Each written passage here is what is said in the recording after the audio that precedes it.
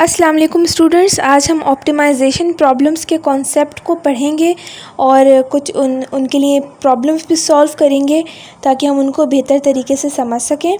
तो basically optimisation problems में जो वर्ड ऑप्टिमाइजेशन है उसका मतलब होता है बेस्ट वैल्यू। हमें किसी भी चीज़ की बेस्ट वैल्यू निकालनी होती है, लेकिन डिपेंड करता है आप किस चीज़ की वैल्यू निकाल रहे हैं। फॉर एग्ज़ाम्पल, अगर मैं एग्ज़ाम्पल से आप लोगों को समझाऊं तो अगर हम प्रॉफिट की बात करें तो प्रॉफिट की बेस्ट वैल्यू कौन सी होगी? वो वैल्यू होगी जहाँ पर प्रॉफिट मैक्सिमाइज़ हो रहा हो। और अगर मैं कॉस्ट की बात करूँ तो कॉस्ट की बेस्ट वैल्यू कौन सी होगी? वो वैल्यू जहाँ पर कॉस्ट मिनिमाइज़ हो रही हो। यूटिलिटी की बेस्ट वैल्यू कौन सी होगी? वो वैल्यू जहाँ पर यूटिलिटी मैक्सिमाइज़ हो रही हो। और सेम इसी तरह प्रोडक्टिविटी की बेस्ट वैल्यू कौन सी होगी? जहाँ पर प्रोडक्टिविटी मैक्सिमाइज़ हो रही हो। तो डिपेंड करता है आप किस चीज़ की वैल्यू की बात कर रहे हैं। तो कुछ चीज़ों में आप मैक्सिमाइज़ वाली वैल्यूज़ फाइंड कर रहे होते हैं और कुछ चीज़ों में आप मिनिमाइज़ कर रहे होते हैं। तो इस कॉन्सेप्ट को समझने के लिए एक और कॉन्सेप्ट है जिसको आप स्लोप कहते हैं, उसके बारे में मैं थोड़ा आपको बता दूं। स्लोप का जो फॉर्मूला होता है वो होता है m=Δy/Δx। बेसिकली इसमें हम चेंज देख रहे होते हैं, चेंज इन वेरिएबल्स, ठीक है। तो अगर आप इसके फॉर्मूला को भी देखें तो change in y divided by change in x है इसका फॉर्मूला। यानी कि अगर मैं कहूँ y2 - y1 divided by x2 - x1, मैं कह सकती हूँ कि y के अंदर चेंज आया y2 से y1 की तरफ जितना चेंज आया, और x के अंदर चेंज आया x2 से x1 की तरफ जितना चेंज आया, ठीक है। तो इस तरह से हम कह सकते हैं। तो अगर आप स्लोप निकालना चाह रहे हैं इस फॉर्मूला से तो आपके पास इसके लिए ज़रूरी है कि कोऑर्डिनेट्स आपको गिवन हो। कोऑर्डिनेट्स यही होते हैं x1, x2, y1, y2, ठीक है। इनको आप कोऑर्डिनेट्स बोलते हैं। तो बेसिकली ये आपको गिवन होना ज़रूरी है। तो अगर आपको कोऑर्डिनेट्स गिवन हो तो आप इजीली इस फॉर्मूला से स्लोप जो है वो फाइंड कर सकते हैं। तो अगर मैं थोड़ा एक्सप्लेन करना चाहूँ आपको एग्जांपल के थ्रू, तो बेसिकली अगर हम एग्जांपल लें एक फ़ंक्शन की y=10 + 2x, अगर मैं कहूँ एक फ़ंक्शन है और बेसिकली मैंने इसमें जो है फाइंड करनी है स्लोप, ठीक है। मैंने इसमें स्लोप फाइंड करनी है। तो अब स्लोप फाइंड करने का एक तो वही तरीका है कि मैं कोऑर्डिनेट्स मेरे पास हों और मैं स्लोप के फॉर्मूला में वैल्यूज़ पुट करूं और स्लोप निकाल लूं। लेकिन उसका एक और तरीका भी है, वो ये कि आप जो आपको ये फ़ंक्शन दिया हुआ है, क्योंकि अभी इस केस में डायरेक्टली आपको जो है कोऑर्डिनेट्स तो नहीं नज़र आ रहे ना, लेकिन आपको फ़ंक्शन दिया हुआ है y=10 + 2x।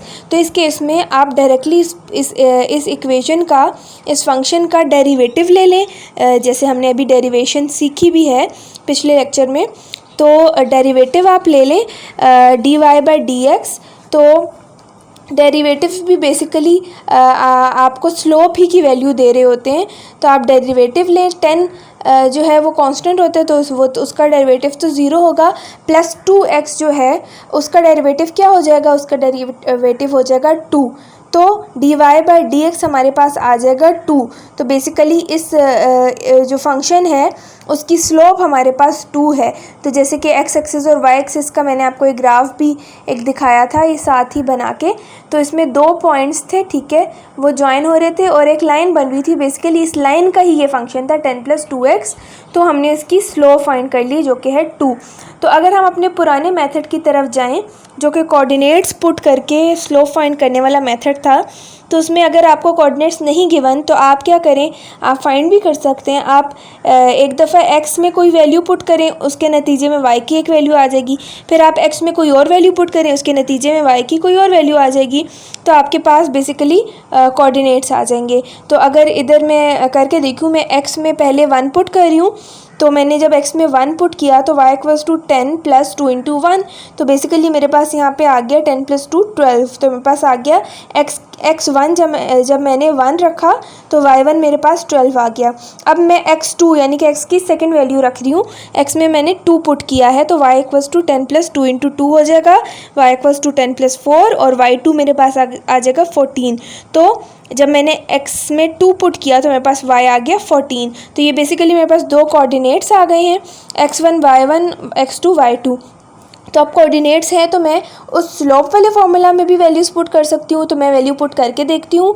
14 - 12 डिवाइड बाई 2 - 1 मैंने किया, तो यह बेसिकली आ गया 2/1 यानी कि 2, यानी कि स्लोप के फार्मूला से भी मेरे पास 2 आ रहा है, और मैंने डायरेक्ट जब फंक्शन का डेरिवेटिव लिया तब भी मेरे पास 2 वैल्यू आ रही है।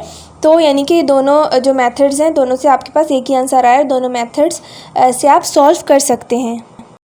अच्छा, अगर आपके पास कोई भी फंक्शन है y = f(x), तो आप किस तरह से फाइंड करेंगे कि x की कौन सी वैल्यू पे y की वैल्यू मैक्सिमम आती है या फिर मिनिमम आती है। तो उसका तरीका ये है कि आपके पास जो फंक्शन है f(x), आप उसका डेरिवेटिव ले लें। ठीक है, आप उसका एक दफ़ा डेरिवेटिव लें और जो भी आपका पास डेरिवेटिव आए आप उसको =0 कर दें। तो इस तरह इक्वेशन एक बन जाएगी आपके पास। उस इक्वेशन को सॉल्व करके आप x की वैल्यू निकाल लें। ठीक है, और फिर अब आप देखें, अब आपको ये तो नहीं पता लग रहा कि जो x की वैल्यू आपने निकाली है उस x की वैल्यू पे y की वैल्यू मैक्सिमम होगी या मिनिमम होगी। तो अब वो कैसे पता लगाना है, उसका ये तरीका है कि जो आपने एक दफ़ा डेरिवेटिव निकाला था ना =0 करने से पहले वाली जो डेरिवेटिव की वैल्यू थी, जो एग्जैक्ट डेरिवेटिव की वैल्यू थी, आपने उसका एक और डेरिवेटिव ले लेना है। ठीक है, तो जब आप उसका एक और डेरिवेटिव लेंगे तो उसका कोई ना कोई आंसर आएगा। तो अगर वो आंसर >0 होगा तो बेसिकली इसका ये मतलब है कि y की वैल्यू मिनिमम है उस x की वैल्यू पे, और अगर सेकंड डेरिवेटिव का आंसर <0 होगा तो इसका बेसिकली ये मतलब होगा कि y की वैल्यू मैक्सिमम है उस x की वैल्यू पे जो आपने फर्स्ट डेरिवेटिव लेकर निकाली थी।